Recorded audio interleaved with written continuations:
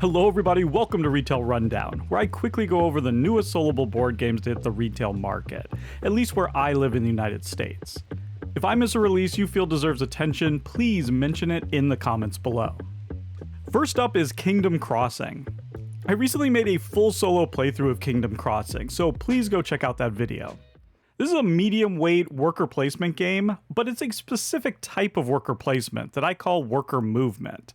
That's where you only have one worker and you move that worker to new action spaces each turn. Vital Lacerda uses this mechanism often, for example in Kanban EV and Weather Machine. I happen to have full solo playthroughs of both of those games, so you can check those out if you haven't. In Kingdom Crossing, the movement of your worker, its journey, is just as important as its destination. The map is made of 4 worker placement locations that are connected by 7 bridges, and once you've moved over a bridge, you can't move over that same bridge again for the rest of the round. But at the end of the round, you're going to get more points if you've moved over more bridges. This gameplay is based on a famous historical puzzle called the 7 Bridges of Königsberg.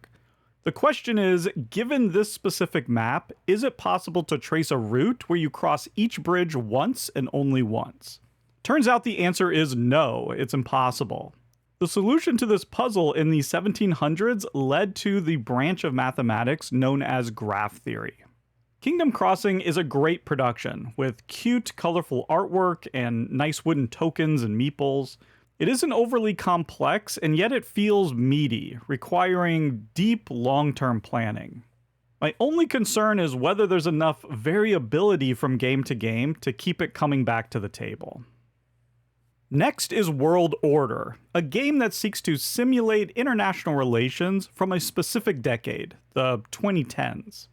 You control one of 4 major global powers, the USA, China, Russia, or Europe, each with asymmetrical abilities.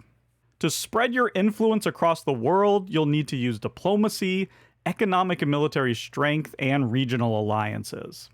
I should have said this earlier, but the retail edition of World Order is a 2 to 4 player game. To play solo, you must buy the Diplomacy and Dominance expansion. This expansion adds other elements like ability cards and superpower objectives, but it also has the cards and rules for the different Automa nations.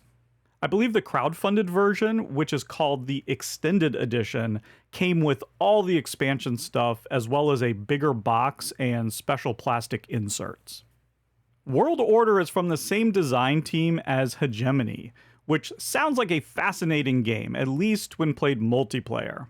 The solo game of Hegemony seems like a lot of work, because I believe, and correct me if I'm wrong, you have to manage all 3 of the other Automa factions.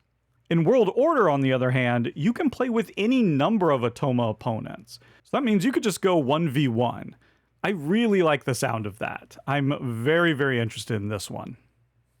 Wingspan Pocket is a stripped down, simpler and quicker small box version of Wingspan for 1 to 5 players that plays in as little as 25 to 35 minutes. The resource dice and the bird feeder dice tower are gone. In Wingspan Pocket, this is entirely card driven, with birds on one side of the card and food on the other side. I'm a big fan of the idea of a simpler Wingspan, because regular Wingspan is just not a great welcoming game, or gateway game, or whatever you want to call it, but it's often used that way. I just think it's too complex for someone who doesn't already have at least some experience with hobby games. Wingspan Pocket sounds like the perfect game to introduce to new players. I saw someone online mention that they wish this game was themed around insects instead of birds, and I totally agree. That would have been very clever. Hopefully in the future they'll come out with a Bugspan Pocket, or better yet, Wormspan Pocket, but about actual worms. I imagine I'm not the first to come up with that idea, but it's a good one. Night at the Zoo is another lightish, tile-laying game with tile drafting. This is officially an overstuffed genre in my opinion. Unless a tile layer comes to the party with a significant twist on the formula, I have a tough time getting too excited about another one. In Night at the Zoo, you start with 3 different types of animals that have escaped. You place tiles to create paths for them to get back to the middle of your board, which represents the zoo. Each type of animal moves in a specific way and has a unique special ability, so each game changes based on which 3 animals you use. Normally I wouldn't give this game the time of day, but it's from the designer of SETI and it's being published by Capstone Games, so who knows, it might be worth a play. Papyria takes place in Mesopotamia around 1500 BCE. You'll explore the area, discover inventions, create mines, and build temples, sanctuaries, and cities. Yeah, this is a Euro. If I understand correctly, you have 2 workers, a wanderer and a ship. On your turn, you move one of them around this rondel, and then you'll take 2 of 3 possible actions at the location where you stop. In my mind, that's sounding a little bit like Great Western Trail mixed with Voidfall. I hope to get my hands on a copy of this and make a playthrough video on the channel, so keep an eye out for that one. Abroad has a great theme. You have 4 weeks in Europe to prove you deserve a job with a prestigious travel guide publisher. In the game, you'll have 7 days per round to travel to locations on cards and carry out activities that cost a certain amount of time. You'll gain postcards that you can score at the end of the game based on whether you meet their primary or their secondary goal. I'm especially interested in Abroad because the solo mode has a win-loss condition. You're competing directly against a bot that has 3 location cards in front of it, and you can try to manipulate those cards to your advantage. That sounds like a lot of fun to me. Foxglove Farm is a re-implementation of Minecart Town, which was itself a re-implementation of My Trolley Town. These are all 1 to 4 player tile laying games where you create buildings that produce goods, which you then need to move around to other buildings to score points. That description reminds me of the fantastic game Keyflower, but I'm not actually sure whether it's similar or not. I've never played the previous games, so I'm not sure if anything has changed other than the art. Speaking of that, the art is definitely more vibrant and colorful now. It's also a little bit mainstream and safe. I don't really know how I feel about it, and all of that stuff I said earlier about tile layers still applies here. Now let's quickly look at a few expansions currently hitting the retail market. First up is the new expansion for Wondrous Creatures, Winterfall. I made a full solo playthrough of this, so please check out that video. Winterfall adds a lot of content to the base game, forcing players to adapt to a more dynamic map and additional tactical challenges. There's an 8th creature type with unique abilities, new powerful aurora tiles, and more objectives to consider. There's also a new nightmare difficulty level for the solo mode, so if you were finding Wondrous Creatures base game too easy, Winterfall has you covered.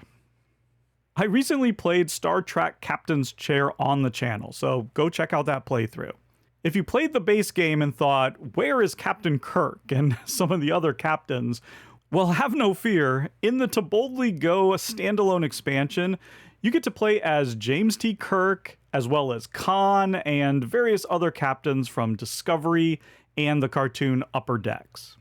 There's 6 new captains in total, each with asymmetric decks and abilities. The second expansion, Second Contact, is a smaller expansion that requires either the base game or To Boldly Go. It comes with 3 new captains and a number of new cards. I personally plan on collecting everything for this game, so I'm very excited for these. Sniper Elite is a hidden movement game based on a video game that apparently has a solo mode. Who knew? I've never played, so I have no idea how this works. The only solo hidden movement game I've played is Black Sonata. You can go check out that full playthrough. Sniper Elite is co-designed by the great David Thompson. I'm a fan of many of his games, Resist, Witchcraft, and the underrated Switch and Signal. I've made videos for those 3 games, by the way. In the Operation Kraken expansion, you'll get 2 new maps, 2 vehicles, 2 loadout and objective cards, and new solo mode cards. Mandalorian Adventures Sworn to the Creed expansion includes missions inspired by Season 3 of the Mandalorian TV show. There are 4 new characters and a campaign mode with deadlier enemies and character progression. The eye-rollingly named Finspan, which is a streamlined sequel to Wingspan, has a new expansion called Sharks and Reefs. It focuses on fish and sharks that live among coral reefs, thus the name. Players get to add coral reef habitats to their ocean player boards. Maintaining these reefs and keeping them healthy allows you to support powerful reef fish and score bonus points. And there you go, a bunch of new soloable games hitting retail. Which ones did I miss? Please let me know in the comments below. I'd like to thank all the financial supporters of Totally Tabled, including the totally radical Jeff Fitzsimmons, Hextra, John Kohler, Scott Myers, Kevin Qualls, and Jay Satterwhite, as well as the totally bodacious Bequeath. If you're interested in becoming a member, you can join on YouTube or my Patreon at www.patreon.com/totallytabled. You'll gain access to my new exclusive podcast, Table Talk, as well as unboxing videos and whatever extra stuff I come up with. As always, thank you so much for watching, and goodbye.